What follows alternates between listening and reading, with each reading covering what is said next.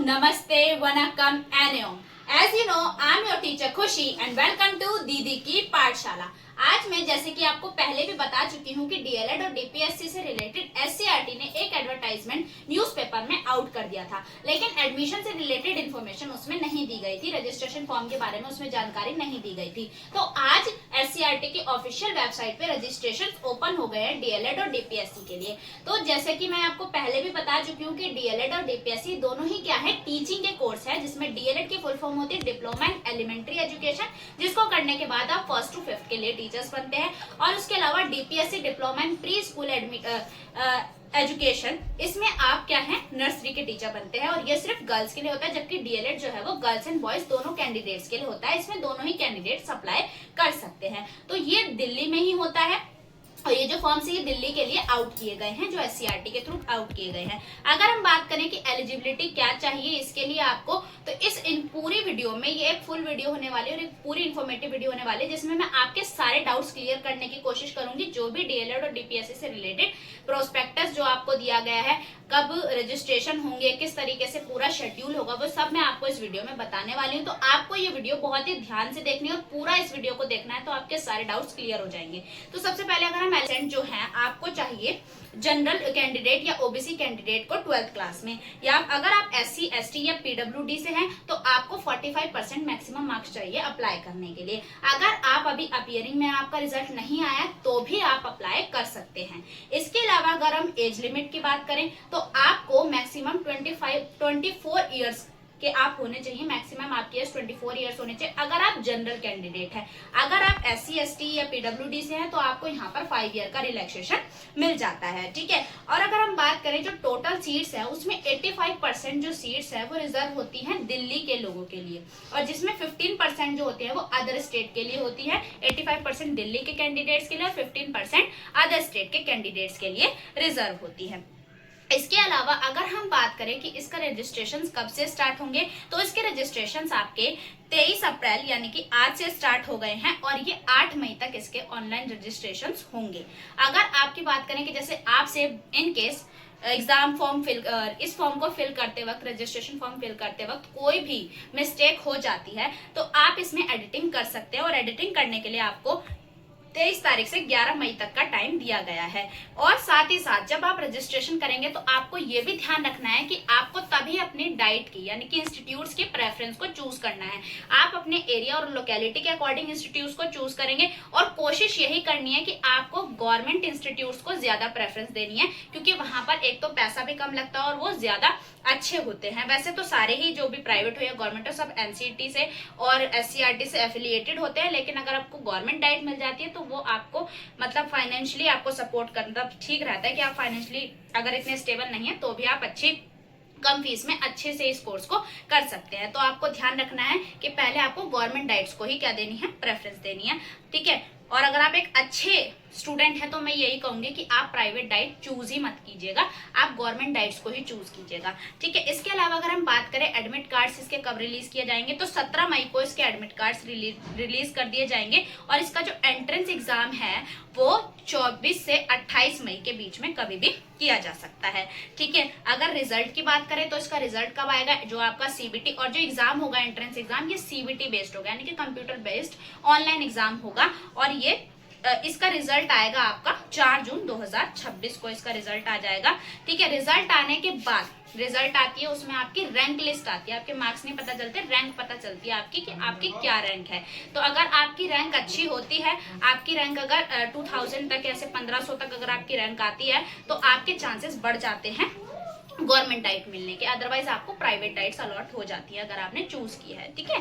तो उसके बाद आपकी फर्स्ट मेरिट लिस्ट आएगी जो आएगी 11 जून को, ठीक है। तो इसके फर्स्ट मेरिट लिस्ट, फिर उसके बाद उसका अलॉटमेंट होता है प्रॉपरली, कहाँ आपको अलॉट हुआ है, आप अपनी सीट फ्रीज कराते हैं, रिजर्व कराते हैं। उसके बाद सेकंड लिस्ट आती है, थर्ड लिस्ट आएगी, और थर्ड के बाद अगर बचती हैं सीट्स तो आपकी 4th लिस्ट निकाली जाएगी, अदरवाइज 3 लिस्ट में कोशिश की जाएगी कि एडमिशन प्रोसेस को खत्म कर दिया जाए, ठीक है। तो अगर बात करें अब इसका जो एग्जाम होगा जो CBT बेस एग्जाम इसका होने वाला है, तो उसमें क्या सिलेबस रहने वाला है एंट्रेंस एग्जाम का। तो सबसे पहले अगर हम बात करें तो जीके, जो जनरल अवेयरनेस वगैरह आपका होता है, करंट अफेयर्स, इसको मिला के आपके 10 क्वेश्चंस आने वाले हैं, ठीक है। उसके बाद आपका सोशल साइंस आता है। हम बात करें तो सोशल साइंस के टोटल 40 क्वेश्चंस आने वाले हैं, जिसमें 10 क्वेश्चन हिस्ट्री के होंगे, 10 क्वेश्चन पॉलिटिकल साइंस के, 10 क्वेश्चन ज्योग्राफी, 10 क्वेश्चन इकोनॉमिक्स, ठीक है। टोटल मिलाकर 40 क्वेश्चन, ठीक है।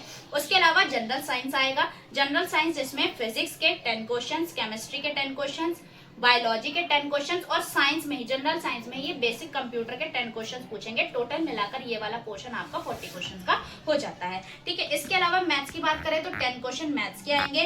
रीजनिंग और टीचिंग एप्टीट्यूड मिलाकर 30 क्वेश्चन इनके आने वाले हैं, और टोटल जो आपका पूरा एग्जाम है वो 150 मार्क्स का होगा, और इसमें कोई भी नेगेटिव मार्किंग नहीं होगी, ठीक है। नेगेटिव मार्किंग नहीं है। तो और अगर बात करें कि इसका लेवल क्या होगा, तो बाकी सब तो 10th लेवल होगा, बट मैथ्स जो है वो आपकी 8th लेवल तक की मैथ्स रहने वाली है। इसके अलावा इंग्लिश हिंदी के भी 10-10 क्वेश्चन हैं, जो मिलाकर 20 क्वेश्चन हैं, ठीक है। तो ये जो है अगर हम बात करें तो ये एक रेगुलर कोर्स है, ठीक है, और मतलब आपको जाना पड़ता है रेगुलरली वहां पर। और जो भी अगर हम बात करें तो रिजर्वेशन जो है, रिजर्वेशन जिन भी बच्चों के पास है, तो उनके पास सर्टिफिकेट अपना होना चाहिए, कैंडिडेट का खुद का सर्टिफिकेट होना चाहिए, पेरेंट्स का सर्टिफिकेट यहाँ पर नहीं चलेगा। इसके साथ ही अगर कुछ बच्चे ऐसा सोचते हैं कि हम इसके साथ ग्रेजुएशन की डिग्री कर लेंगे या फिर हम कोई अदर डिग्री कर लेंगे, तो वो आप नहीं कर सकते हैं। अगर आप DLED कर रहे हैं तो आपको DLED के साथ कोई भी अदर डिग्री या डिप्लोमा नहीं करना है, आप सिर्फ DLED ही करेंगे, ठीक है। क्योंकि ये लोग क्या करते हैं, आपके डॉक्यूमेंट्स को, ओरिजिनल डॉक्यूमेंट्स को सबमिट कर लेते हैं अपने पास, और वो आपको आफ्टर 1 ईयर मिलते हैं। तो आप किसी और कोर्स में नहीं जा सकते, क्योंकि मैंने किया हुआ है, मेरे साथ भी हुआ था। जब मैं गई थी अपनी फर्स्ट मेरिट लिस्ट के बाद, तो उन्होंने मेरे डॉक्यूमेंट्स ले लिए थे और वो 1 साल के लिए उनके पास रहे थे, उसके बाद उन्होंने मुझे वापस किए थे, ठीक है। इसके बाद बात करें एडमिट कार्ड, जब एग्जाम होगा तो आपको 2 कॉपीज एडमिट कार्ड की लेकर जानी है, क्योंकि एक कॉपी वो लोग रख लेते हैं और एक कॉपी आपको वापस मिल जाती है, ठीक है। अब फीस की अगर बात करें, रजिस्ट्रेशन फीस की, तो जनरल कैंडिडेट्स को 1000 रुपीज पे करने हैं, और SC ST और PW कैंडिडेट्स को 500 रुपीज पे करने हैं रजिस्ट्रेशन फीस के लिए। अगर आप DLED और DPSC दोनों कोर्सेज के लिए अप्लाई करेंगे तो वो आप कर सकते हैं, लेकिन अगर आप जनरल है तो वहां पर आपको 2000 रुपीज देने पड़ेंगे, और SC ST और PWD से है तो आपको 1000 रुपीज यहाँ पर पे करने पड़ेंगे, ठीक है। जिसके अलावा इसके बाद मैं आपको 9 गवर्नमेंट डाइट्स के बारे में पहले भी एक शॉर्ट वीडियो के थ्रू बता चुकी हूँ। यहाँ पर एक ओवरव्यू दे देती हूँ, क्या कि यहाँ पर 9 गवर्नमेंट डाइट है दिल्ली में, जिसमें केशवपुरम में 150 सीटें हैं, पीतमपुरा 100 सीटें, दरियागंज में 100 जनरल हैं और 20 उर्दू के लिए रिजर्व हैं।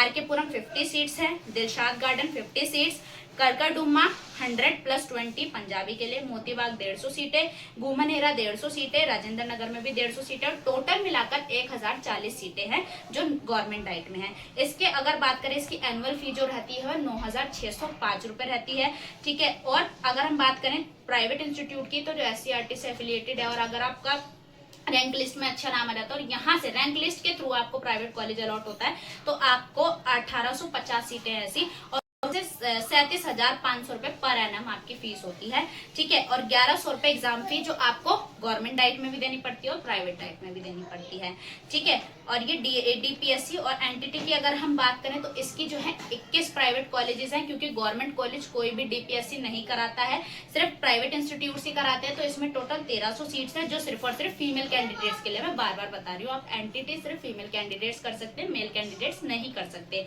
और मैक्सिमम एज वही 24 साल है इसकी भी। और फी अगर हम बात करें तो 30,000 पर एनम है, अगर आपका नाम इस अलॉटमेंट लिस्ट के थ्रू आता है। अगर आप खुद से एडमिशन लेंगे तो वो चार्जेस बढ़ जाते हैं, ठीक है। और यहाँ पर भी एग्जामिनेशन फी जो है वो 1100 रुपए ही रहने वाली है। तो मैंने कोशिश करी है कि इस वीडियो में मैंने आपको सब कुछ बता दिया है, लेकिन अगर फिर भी आपके कोई डाउट्स रह जाते हैं, आपको कुछ लगता है कि कुछ पूछना है, तो आप कमेंट कर सकते हैं अपने डाउट्स, मैं उससे रिलेटेड आपको एक वीडियो बना दूंगी कि एडमिशन प्रोसेस है, और जो भी आपके डाउट्स होंगे उससे रिलेटेड मैं कोशिश करूंगी कि सारे डाउट्स को क्लियर किया जाए।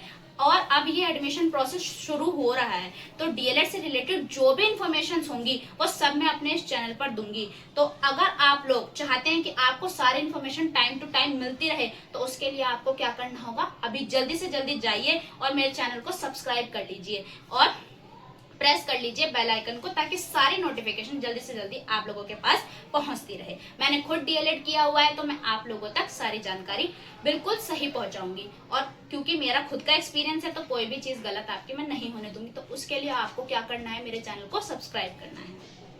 तो आज की ये वीडियो मैं यहीं पर खत्म करती हूँ, और अभी के लिए थैंक यू।